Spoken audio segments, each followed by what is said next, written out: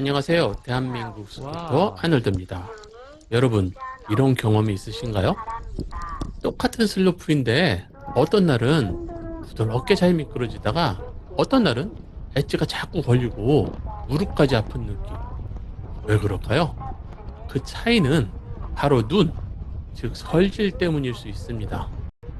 그루밍 상태, 눈 뭉침, 눈 온도 등 많은 변수가 있지만 가장 큰 차이는 사실 진짜 눈 때문일 수 있습니다.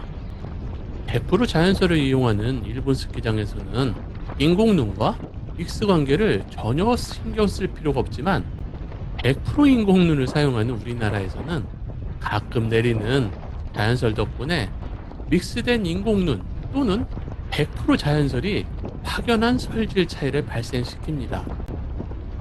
자연설과 인공눈, 말은 많이 들어봤지만 실제로 어떤 차이가 있는지 궁금하시죠? 오늘은 스키어라면 꼭 알아야 할 자연설과 인공눈의 차이, 그리고 각각의 설질이 스키에 어떤 영향을 주는지 자세히 말씀드리겠습니다. 먼저 눈이 어떻게 만들어지는지부터 알아볼까요?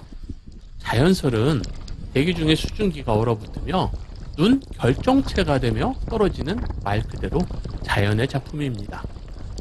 낮은 기온에도 눈이 내리지만 기온이 0도에서 영하 5도 사이일 때 가장 이상적인 형태의 눈이 만들어집니다.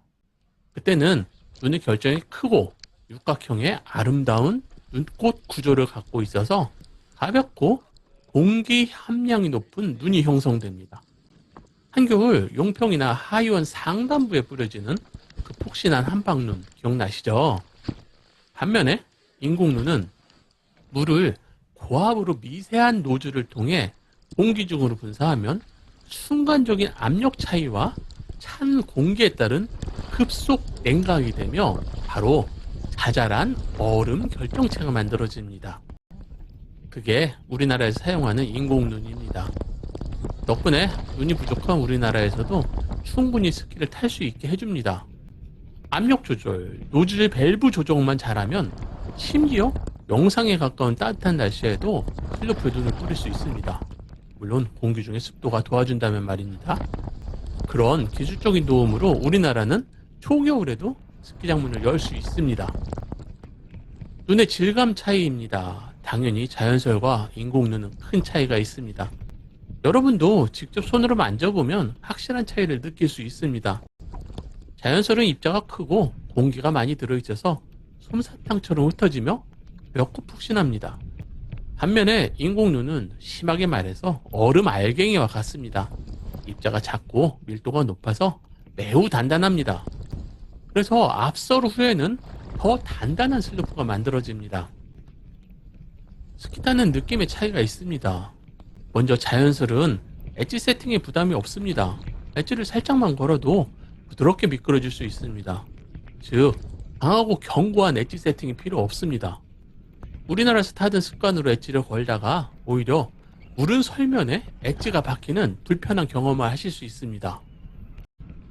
반면에 파우더 설질에서는 스키판을 이용한 활강을 한다면 마치 눈 위에 떠 있는 듯한 느낌을 받을 수 있습니다. 파우더를 타면서 즐기는 그 몽글몽글한 느낌, 경험해 보신 분들은 아실 겁니다. 당연히 자연설은 충격 흡수가 잘 되기 때문에 무릎에 부담이 적고 넘어져도 부드럽게 받아줍니다. 덕분에 부상 위험이 현저하게 낮은 편입니다.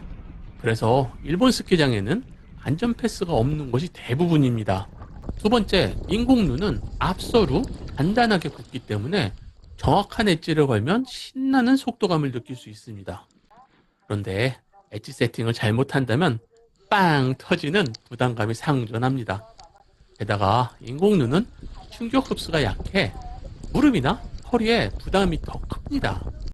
특히 밤새 슬로프가 얼어버린 경우에는 아예 빙판처럼 되어버려 조심하지 않으면 사고로 이어질 수 있습니다. 몇 번 말씀드렸는데 얼음판에서는 스키가 아니고 스케이트를 타는 겁니다. 그래서 우리나라에서는 잘못 넘어져서 멍이 드는 경우, 골절이 되는 경우 등등 크고 작은 부상이 발생할 가능성이 많습니다. 즉, 부상 위험이 상당히 높은 편입니다. 덕분에 우리나라 스키장에는 모든 슬로프에 안전 펜스가 완벽하게 준비되어 있습니다. 슬로프 유지와 활용성입니다. 스키장 입장에서 보면 인공눈은 굉장히 중요한 자원입니다. 왜냐하면 날씨의 영향을 덜 받으며 슬로프를 상대적으로 수월하게 관리할 수 있기 때문입니다. 덕분에 슬로프 상태를 시즌 내내 일정하게 유지할 수 있고, 시즌 초에 베이스를 잘 만들면 상대적으로 수월한 고강제설만으로 슬로프 설지를 일정하게 유지할 수 있습니다. 반면에 자연설을 100% 사용하는 일본 폭설벨트 스키장들은 날씨 변화에 따라 슬로프 상태가 크게 변합니다. 시즌 초에 폭설이 내려 베이스를 잘 만들었다면 다행인데, 적설량이 부족하고 제설기도 없다면 하늘만 바라보며 개장일을 그냥 마냥 연기하는 수밖에 없습니다. 그래서 어떤 시즌에는 크리스마스 때도 오픈하지 못하거나 오픈해도 2개, 3개 슬로프만 열려있는 경우가 종종 있습니다. 스키장 입장에서는 눈이 많이 오면 천국, 안 오면 지옥이죠. 초보자에게는 당연히 자연설이 훨씬 편합니다. 엣지 컨트롤이 미숙해도 부드럽게 받아주고 넘어져도 거의 아프지 않습니다. 그런데 우리나라에서는 자연설을 경험하기 어렵기 때문에 약간은 이상한 스키 기술 발전 과정을 따르게 됩니다.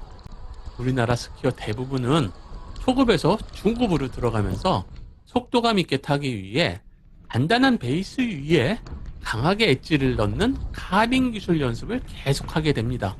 그리고 계속 카빙만 타게 됩니다. 덕분에 세계 최고 수준의 강사들이 탄생하고 거의 동급의 상급 카빙 스키어들이 우리나라 슬로프를 달립니다. 여러분, 카빙 기술이 가장 발전한 나라가 어디일까요? 당연히 대한민국입니다. 그런데 그 덕분에 용평에서 폭설이 내려서 파우더 데이가 되면 다 아시죠? 결론은 카빙만 고집하지 마시고 설질에 적합한 활강 방법을 선택하는 것이 최선의 선택입니다. 물론 공통된 격언은 있습니다. 오늘 눈이 얼었다. 좀 무섭다. 즉, 스케이트장이다. 집에 가자. 이건 다들 동의하실 겁니다. 마무리하겠습니다. 스키리프트에서 오늘 설질 좋다. 오늘 눈이 딱딱한데? 이런 대화 많이 들으시죠? 오늘 영상에서 그 느낌 차이가 왜 발생하는지 살짝 이해되셨기를 기대합니다. 자연설의 부드러움, 인공눈의 스피드. 여러분들은 자연설과 인공눈 중에 어떤 걸 더 선호하시나요? 여러분의 경험을 댓글로 남겨주세요. 다른 스키어들에게 큰 도움이 될 수 있습니다. 항상 여러분의 행복한 스키라이프를 응원합니다. 그럼 다음 영상에서 또 만나요. 안녕!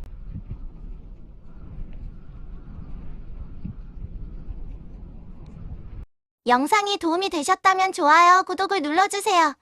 시청자 여러분들의 구독과 좋아요, 응원하는 댓글은 정말 힘이 됩니다. 그런데요, 마음에 상처 주는 악플은 정중하게 사양해요. 은성이가 잉잉잉 하고 울어요.